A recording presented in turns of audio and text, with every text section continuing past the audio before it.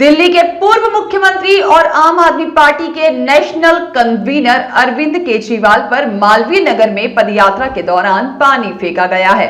Police सूत्रों के मुताबिक मालवीय नगर इलाके में पदयात्रा के दौरान एक व्यक्ति ने केजरीवाल पर पानी फेंकने की कोशिश की। इस घटना के तुरंत बाद दिल्ली पुलिस के जवानों ने उस व्यक्ति को हिरासत में ले लिया। आरोपी से पूछताछ की जा रही है। आरोपी का नाम अशोक झा बताया जा रहा है। केजरीवाल पर हुए हमले पर आम आदमी पार्टी के नेता सौरभ भारद्वाज ने कहा कि बीजेपी नेता सभी राज्यों में रैलियां करते हैं, उन पर कभी हमला नहीं होता। अरविंद केजरीवाल पर लगातार हमले हो रहे हैं। बीजेपी ने नांगलोई में उन पर हमला किया था, छतरपुर में उन पर हमला हुआ था। दिल्ली में कानून व्यवस्था ध्वस्त हो चुकी है और केंद्र सरकार और गृह मंत्री कुछ नहीं कर रहे हैं। सौरभ भारद्वाज ने दावा किया है कि यह हमलावर सीधे भाजपा से जुड़ा हुआ है। केजरीवाल जी के ऊपर लगातार हमले हो रहे हैं। नांगलोई के अंदर वो जिससे फिरौती मांगी गई उनके पास गए तो भारतीय जनता पार्टी ने हमला किया। उससे कुछ दिनों पहले छतरपुर में उनके ऊपर हमला करने की कोशिश हुई। लगातार हमले अरविंद केजरीवाल जी के ऊपर किए जा रहे हैं। दिल्ली के अंदर फिरौतियों की कॉल्स आ रही हैं। व्यापारियों के ऊपर, दुकानों के ऊपर, गोदामों के ऊपर, शोरूम्स के अंदर गोलियां चल रही हैं। ग्रेटर कैलाश के अंदर मर्डर हो रहे हैं। पंचशील पार्क के अंदर मर्डर हो रहे हैं। पूरी तरीके से कानून व्यवस्था दिल्ली की चौपट हो गई है और केंद्र सरकार और केंद्रीय गृह मंत्री किसी काम के नहीं है। वहीं आम आदमी पार्टी प्रमुख अरविंद केजरीवाल ने रैली के दौरान उन पर पानी फेंके जाने के बाद कहा कि हम कानून व्यवस्था से जुड़े मुद्दे उठाते रहते हैं और केंद्र से कार्रवाई की उम्मीद है। इसके साथ ही आप विधायक नरेश बालियान की गिरफ्तारी को लेकर भी केंद्र सरकार पर हमला किया। उन्होंने कहा कि क्या मुझ पर हमले और मेरे विधायक की गिरफ्तारी के बाद दिल्ली के व्यापारी, महिलाएं सुरक्षित महसूस करेंगे। मैं दिल्ली का एक नागरिक हूँ, दिल्ली का मुख्यमंत्री रह चुका हूँ। लोगों में जाता हूँ, लोगों से मिलता हूँ। लोग इसको लेके बहुत चिंतित हैं। दिल्ली के लोग दहशत के माहौल में जी रहे हैं। उन्हें पता नहीं कि कब किसके साथ क्या हो जाएगा। तो पिछले कुछ दिनों से कई दिन मैं कुछ नहीं बोला। मुझे लगा स्थिति सुधर जाएगी और ये एक ऐसा मुद्दा नहीं है जिस पे राजनीति होनी चाहिए। लेकिन जब स्थिति बद से बदतर होती जा रही है और खुलेआम दिल्ली के अंदर सड़कों के ऊपर गोलियां चलने लगी हैं, ऐसा लगता है कि गैंगस्टर्स ने दिल्ली के ऊपर कब्जा कर लिया है। तो मुझसे चुप नहीं रहा गया और मैंने दिल्ली की कानून व्यवस्था को लेके सवाल खड़े करने चालू किए। मैं नांगलोई गया। नांगलोई में एक दुकान के बाहर दो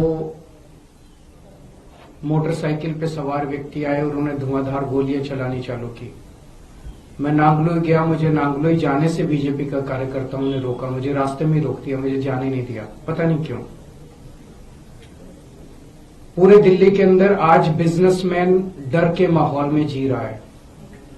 उसे फिरौती की कॉल आती है। अगर वो फिरौती नहीं देता तो थोड़े दिन के बाद उसके दुकान के सामने शूट आउट हो जाता है, एक मैसेज देने के लिए, संदेश देने के लिए कि अगर तूने नहीं किया तो तेरे साथ कुछ भी हो सकता है। आज बिजनेसमैन को ये नहीं पता मैं सुरक्षा के लिए कहां जाऊं। कल मैं पंचशील एनक्लेव गया। पंचशील एनक्लेव में वो एक तरह से 64 साल दिल्ली का सबसे पॉश एरिया माना जाता है। वहां पे 64 साल के एक बुजुर्ग की निर्मम हत्या, चाकू गोद के उनकी निर्मम हत्या कर दी गई। सीनियर सिटीजन्स जो हमारे दिल्ली में बहुत हैं, बहुत सारे ऐसे बुजुर्ग हैं जिनके बच्चे बाहर चले गए पढ़ने के लिए, नौकरी करने के लिए, अकेले रहते हैं। वो आज दहशत के माहौल में जी रहे हैं। दिल्ली की महिलाएं दहशत के माहौल में जी रही हैं। कभी किसी के साथ ईव टीजिंग तो रोज का ही काम है, लेकिन कभी किसी का अपहरण हो जाता है, मर्डर हो जाता है, गैंगरेप हो जाता है। आज महिलाएं दहशत के माहौल में जी रही हैं। आज मैं तिलक नगर जा रहा हूं।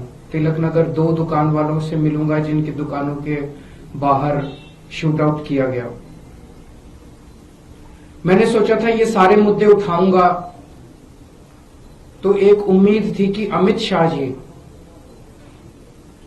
आप सब लोग जानते हैं कि दिल्ली की शिक्षा, स्वास्थ्य, बिजली, पानी, ये चुनी हुई दिल्ली की सरकार आम आदमी पार्टी की सरकार के पास है।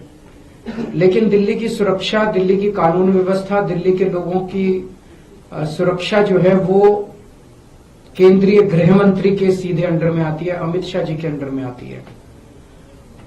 तो मुझे उम्मीद थी कि मेरे मुद्दे उठाने पे अमित शाह जी कुछ कार्रवाई करेंगे, अमित शाह जी बलात्कारियों को पकड़ेंगे, अमित शाह जी गैंगस्टर्स को पकड़ेंगे, अमित शाह जी पुलिस को बोलेंगे कि इस तरह की घटनाएं अब नहीं होनी चाहिए, अमित शाह जी कठोर कदम उठाएंगे, ठोस कदम उठाएंगे, जिससे दिल्ली वासियों को कुछ सुकून मिलेगा। लेकिन इसकी बजाय हमने देखा कि कल मुझ पे हमला करवा दिया गया। मैं पदयात्रा में जा रहा था, मेरे ऊपर एक लिक्विड फेंका गया। वो लिक्विड हार्मलेस था, लेकिन वो हार्मफुल भी हो सकता था। कल हमारे एक एमएलए को गिरफ्तार कर लिया गया। उस एमएलए का कसूर ये था कि वो एमएलए भी इस किस्म के गैंगस्टर्स का विक्टिम था। उसके पास भी फिरौती की और अलग अलग तरह से गैंगस्टर्स की कॉल्स आ रही थी। आज से 1.5-2 साल पहले उसके पास कई सारी कॉल्स आई, जिसकी बाकायदा उसने लिखित शिकायत दिल्ली पुलिस को की कि मेरे पास कपिल सांगवान उर्फ नंदू नाम के गैंगस्टर की बार बार कॉल्स आ रही हैं, मुझे धमकियां मिल रही हैं, मेरे परिवार को धमकियां मिल रही हैं, मुझे उनसे बचाइए। वहीं अरविंद केजरीवाल पर हुए हमले के बाद दिल्ली पुलिस ने भी बड़ा खुलासा किया है और एक जानकारी साझा की है। दिल्ली पुलिस ने आम आदमी पार्टी के दावे को ही पूरी तरह पलट दिया है। दरअसल आम आदमी पार्टी ने दावा किया था कि ग्रेटर कैलाश में पदयात्रा के दौरान अरविंद केजरीवाल को जलाने की कोशिश हुई है और आरोपी स्प्रिंट फेंकने में तो कामयाब हुआ, लेकिन माचिस नहीं फेंक पाया। और आपने यह भी दावा किया कि आरोपी बीजेपी का सदस्य है। वहीं पुलिस ने मामले की जांच के आधार पर कहा कि दिल्ली के ग्रेटर कैलाश में केजरीवाल पर हुआ हमला किसी और ने नहीं बल्कि बस मार्शल ने किया है। इतना ही नहीं, केजरीवाल पर फेंका गया लिक्विड कुछ और नहीं बल्कि पानी था। Bureau report.